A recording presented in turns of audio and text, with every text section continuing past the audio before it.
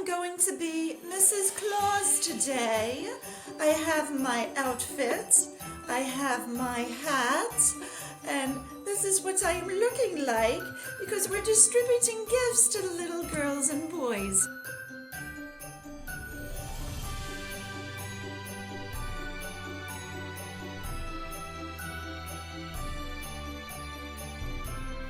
Welcome back, ladies and gentlemen, to the Healing Hands Chiropractic Podcast. Welcome to the season finale, okay? My name's Matt Dawkins, and I'm joined as always by Dr. Tracy Rush. Dr. Tracy, looking festive today. Love that coat, that shirt. She gets to dress up. You're going to tell us a little bit about what you're going to do today, but start with just telling us how you're doing. How you doing this morning? A little stressed. It's the holidays. It's stress time. Why? Why does holidays and stress go together? Maybe we'll talk about that today. Maybe that's a great segue. But first, tell me, Dr. Tracy, if you will, what you guys are doing. You were just telling me about something really special you're doing in the practice today. Why don't we tell our listeners? So, I am going to be Mrs. Claus today. I have my outfit, I have my hat, and this is what I'm looking like because we're distributing gifts to little girls and boys today. Yeah, I detect a hint of an accent there. I don't know what to do. That's awesome. That's awesome. I'm so glad to hear that. You know, I think that we believe in the cause of health, and we believe that we're giving back with this content and this conversation. But it's not the only way, especially in the holiday season. There's so many ways that people can give back. Go ahead and accept the challenge right out of the gate. Find a way to be generous and give back where you are as you're listening to this podcast. We got a fun conversation today, but just wanted to paint a picture of what's going on, right? So for all of our show watchers, Dr. Tracy, your favorite shows right now are deciding to either bring that season finale or maybe take a break, and they're doing that, and it's hard. And unfortunately, you know, we too will be taking a holiday break. We just want to throw that out there, but we're finishing strong today, Dr. Tracy. Before I've got all these questions that we're going to discuss today, I wanted to share 3 comments from season 1 that we look back on fondly. We're so grateful for our listeners and the conversation that's happening. First one's from Michelle. It says, over 20 years with Dr. Tracy, I have never walked out of her office in pain. This is from a conversation we had about, does chiropractic hurt? Is it painful, right? She said, I feel wonderful, pain-free, and so relaxed. I can't wait to get home and take a short nap. I love that. Harry says, I'm grateful for Healing Hands, and I'm aware of how much I need to be in tune with what my body is telling me. And I'm thankful that after treatment, I have less pain. I think it's incredible. One more, Dr. Tracy. This is from Janice. She said, I too am a longtime patient of Dr. Tracy, and I know how much better I feel when I continue with my maintenance routine. You notice a theme here, right? That we're not just getting people healthy, but they're actually feeling better, which is wonderful. She said, you, Dr. Tracy, is so knowledgeable about so many health challenges, and I love our wellness conversations, right? Oh, that's terrific. Thank you. She sees this as a conversation, and I'm sure you guys have incredible conversations in person. And so just as we're bringing season 1 to a close here, right? Never fear. We can say it right here, Dr. Tracy. Man, go back to our channel. Go watch the workshops on the playlists that we have. Relive season 1. Share some of the shorts. Continue to dialogue with some of the videos that have been posted before. We want to get into the questions for today. So a lot of these questions are intentionally insightful. We wanted to go beyond surface level health. We really wanted to ask questions today that made Dr. Tracy think a little bit and also make you think a little bit. So as we're answering some of these questions, feel free to comment below what, from your experience or any questions that you have. We're going to jump in. Here we go. Dr. Tracy, question number 1. Looking back on 2024, what do you think were the biggest opportunities people missed when it comes to improving their health? When I saw this, my first thing went, they missed the workshops. I held 6 workshops this year, all different topics, ranging from metabolism to weight loss to cancer to hormones to sleep. I mean, all the gamut, gut health. And I want those classes bigger. I would just love to see them packed. So guess which one was the biggest class? Which one? Weight loss. Weight loss. Weight Yeah. loss. The superficial. I mean, in the long run, it's not superficial, but because it's for your health. Being overweight is not good for your health, but I'd like to see those classes full for next year to have to have them full. That I have to pull out chairs from all my rooms to fill up the classroom, to fill up that workshop. So I feel people missed out on that, and we promoted it. It's not like we didn't. And so, oh, I'm too busy. I'll catch it on the recording. And how many people did? So I Mm. think that's the biggest opportunity missed for people. And it's consolation, Dr. Tracy, but it is just that. You can go back and watch these workshops, and we're encouraging you to do that. But there's a difference, and I think people understand this. It's like when a new movie comes out, Dr. Tracy. I want to go see it in the theater. I want to go see it on the big screen, but I want to go see it. I want to go see it. And there's something about seeing it in a group versus seeing it on your own that's just different. It hits different.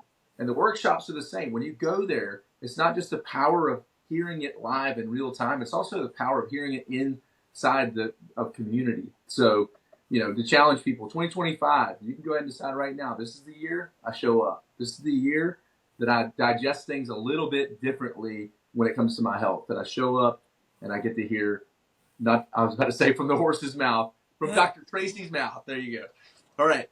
And Great. we'll have our schedule. We're working on our schedule. I think we have all our classes taken care of for the year. The first one will be in February. We have the dates listed out, and I think we have our topics all listed out for the year. So we'll have that at the beginning of the year.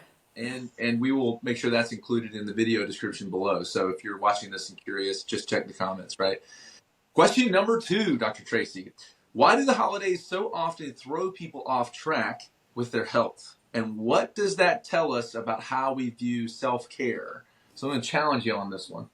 So what did I say? Holiday stress, holiday stress. Why do those two words go together? They shouldn't be. I was actually just having a conversation with my son about this. He only has Christmas Day off, and we're going to be as a family. And he's like, Mom, why are we running around? Why are we stressed over, I mean, how many days? Holidays. It's 2 days, Thanksgiving. So 3 days, 3 days. But why do we do that? We put so much pressure on ourselves to have it perfect. It doesn't have to be perfect. People want company. They want that interaction. It doesn't matter if your house is immaculate. Mine is not. And it's okay. We put it on ourselves. And having that reflective time. If you have off, take it. Take that reflective time. Don't fill that void with something to do. I was doing that last night and I said, no, I shouldn't. And I just sat there and I sat there in the quiet and I was like, and just on my TV was the fireplace, you get it on YouTube, crackling of the fireplace, and just sat there and listened and just sat in the quiet. Yeah, I feel like that from the folks that we listen to and our contemporaries and our mentors, we're hearing a lot of find spaces to get quiet. And that is probably a great challenge in a heightened season. I love that. Thank you, Dr. Tracy. Question number 3. What does it actually mean to be healthy in all areas? And so what does it mean? And also, what does it mean for someone? I think those are maybe 2 questions in the same, but physically, mentally, emotionally, spiritually, what does it mean and what could it mean to be healthy in all areas for someone this holiday season? So the first thing when I saw spiritually was peace. Having peace over your life. There can be chaos happening around you, but you have that inner peace. So that talks about the emotional too. Again, quiet, journaling. We've addressed these things, the journaling, the quiet. Physically, obviously, you gotta be doing the right things. We've talked about a whole year worth of that. The foods we're eating, getting your adjustments. It starts with that nervous system. If your nervous system is not functioning or communicating correctly, you're not going to be right. You're just not going to be right. physically, emotionally, mentally, again, the quiet, the gratitude, the joy, the peace. Mm. And I know that can feel a little bit like 10,000 feet, 30,000 feet elevation. Let's get practical, Dr. Tracy, and let's talk about one small habit that people maybe overlook, especially in December, that could lead to big health improvements over time. What would you say to someone uh, maybe overlooking a small habit that could change everything? Yeah. I'm going to say moderation. You're going to be at those parties. You're going to be. Our staff member, we had our office party at our house on Saturday, and she had 3 other parties that day. And I'm like, wow, talk about indulgence and moderation. Moderation. I mean, that'll set you up for next year so you don't have guilt of, oh, I did it again. I ate too much. I drank too much. Now I got a detox come January. That moderation. Just listen to your body. Our body is always talking to us. Always. Are we listening? Are we listening? I admit I don't always listen. Moderation. I think I have this picture of holidays, and it happens at every family gathering that I have. If lunch is at 12, there's some kind of food set out on the bar on the table at 10. And from 10 to 3, there is food sat out. And so and that's what you're standing around as you're talking to your family, right, Dr. Tracy? You're standing around probably food. And as long as it's out, there is this temptation, this compelling reason to just pick it up. And maybe this year we set the food out a little later and we put it up a little sooner. That's gonna help. Maybe that helps people with moderation. But I think that sometimes we put the temptation out in front on the bottom shelf, easy to grab, right there where it's easy to overconsume. That I just have that picture in my mind, Dr. Tracy. We're talking about. You said moderation. Oh, man, that's. I'm going to try to talk to my crew, listeners. I encourage you to. That's great. All right.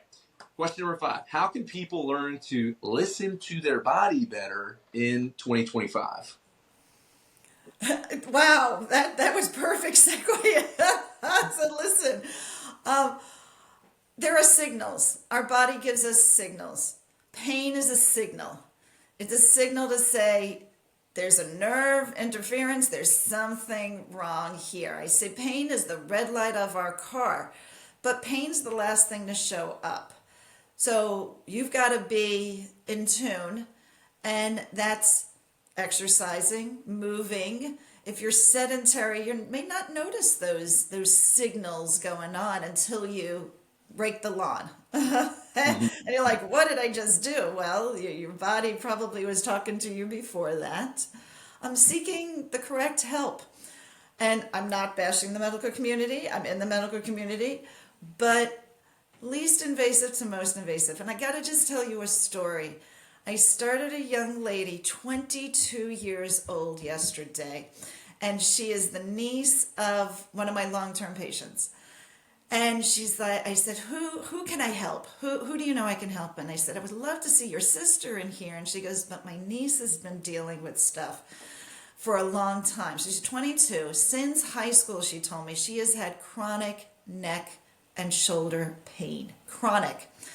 So I guess an orthopedic, they took an x-ray, and they were going to send her for physical therapy. Physical therapy never called her. Never. This is 8 months ago. Never called her. And so she's been dealing with this chronic pain and really bad for the last year and a half. And she had the x-rays, and she showed me them on her phone. And I mean, those were 8 months ago, February, were those x-rays. And I said, first off, what do you think has happened in the last 8 months? She goes, well, it's gotten worse because she's done nothing. No one's helped her. And she won't take ibuprofen. Not that that helps. And so when I saw the x-rays on her phone, I was like, ooh, 22, already arthritis. And they've told her she has early onset arthritis. And actually, they didn't even say early onset. They just told her she has arthritis. 22, you should not be having arthritis. I'm sorry, you should not. You just shouldn't. And so I took the x-rays, and I'm going to go over them with her today. And in that February to now, the cervical curve was flat, and now it's reverse. Ooh, So, yeah. what is our society? This. That's What right. are we doing on a phone? This. So, signals are happening. We just got to seek the good help. And it may not be here, but seek the truth. Mm. And don't let it be a drug that's going to mask and wait for surgery or an injection. Because they said, oh, we can send you to pain management. I'm Mm. like 22. She goes, I know I would be on drugs the rest of my life. Mm. She's 22. So young, so young. But even at 22, you can normalize your situation. And I think that people get themselves in trouble when even when they feel the pain, you just think it's like a car. It's like I'm always going to have a car payment, or I'm always going to have pain, right? It's this thing it's just a part. I'm just getting older. It's a part of old age. It's that we normalize our pain, and then we choose not to do something about it, right? So I love that attitude of be proactive. Health is wealth. You only get one of these bodies. Do yourself a favor and keep it as strong and as healthy as you can. Question number 6, and I want to set this one up because Dr. Tracy, we're coming up to the new year, right? And before we know it, it's going to be 2025. And before we know it, and you can be a cynic if you want, listeners. We get it. It's New Year's resolutions. You get them in January, you lose them in February. Yeah, most people probably will, but some will take it seriously, Dr. Tracy. I believe that. I believe that some people are about to make a decision that's going to change their life. If this year is going to be different, right? I want to challenge you, Dr. Tracy, to give us some feedback when you think about one thing that people should let go of, and maybe one thing that people should pick up as we're thinking about how's this next year going to be different. I want to give people a tool that if they take it seriously, if this year really is going to be different, Dr. Tracy, what is the advice that you give them about the habit or the thing that they need to let go, and then the thing that they need to pick up that's going to change their life? What would you say to them? Guilt. Guilt that you've done something wrong. Guilt that you can't change the past. Mm. The past is what it is. The choices you have made are what they are. But get rid of that guilt that I'm going to be stuck in this place. The thing to grab onto, obviously hope, but gratitude. Gratitude for your body, gratitude for the breath in your lungs, gratitude for the life that you have and the way you can help others. So getting rid of the guilt, holding on to that gratitude for your creator, for who created you, for who you are, how he created you. Wow, man! If we just did that, Dr. Tracy, and you and I would say that's a human struggle. That is not, you don't graduate from the need to put that guilt down and pick that gratitude up. That is a lifelong decision. I love that. But for folks that'll make that decision going into 2025, it could be the best thing you ever did. Got one more question for you, Dr. Tracy. You have fought so hard, I think, throughout this conversation so far today to not bring up chiropractic. You have addressed a holistic approach. You really have you've given people a whole understanding of health. But we know that chiropractic changes lives. We know that chiropractic sets people free. It liberates in a lot of the ways that we've discussed on this podcast. I want to give you a chance to talk about what people need to know about the role of chiropractic care in all of this as we're stepping into a new year. People are saying, yes, I'm going to take my health seriously in 2025. How could chiropractic truly make a difference for them in 2025? So even if you don't have pain, can chiropractic help you? Yes. I saw a 30-hour-old infant last week. 30 hours. I had been taking care of her throughout her pregnancy. We knew it was going to be a big boy. We could tell it was going to be a big boy. It was 9 pounds, 4 ounces, no tearing. She had a home birth, midwife. I saw the baby before the siblings saw the baby. They brought him in. He was twisted in the pelvis, came out fine, but his head was twisted just like it was during this pregnancy. And I got to give life. Just touch him and turn on that nervous system. Turn it on. Get that communication started from the brain down the body. 30 hours old. You can be 90 years old and we can start turning on that communication. You can be 5 years old or in your 20s, 30s, 40s, any age. Start chiropractic. Start chiropractic. It'll change your life. It will transform your life. Wow. What a great way to kind of, draw the curtain a little bit on season one. I want to say a couple things before we sign off, Dr. Tracy. We're going to be taking a break with the podcast.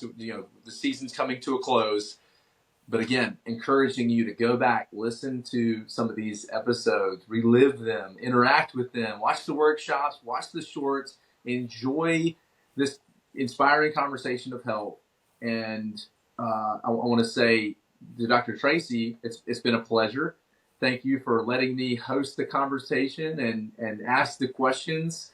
I've learned as much as any listener listening on. So certainly not the expert, just enjoy asking the questions and learning from you.